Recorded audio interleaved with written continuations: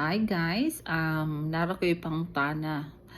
Unsa may kamo nga parents, pila may edad or how old are your kids that they are allowed to use a cell phone? As young as fifth grade, third grade, or what's your opinion about it? And if they have a cell phone, what's your rules with regards to your kids, your own kids using cell phones? Kay usahay, labi na it's back to school, so mabisi na sa sila.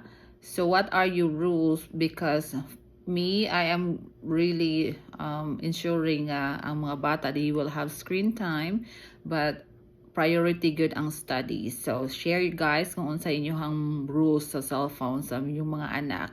Okay? Subscribe please.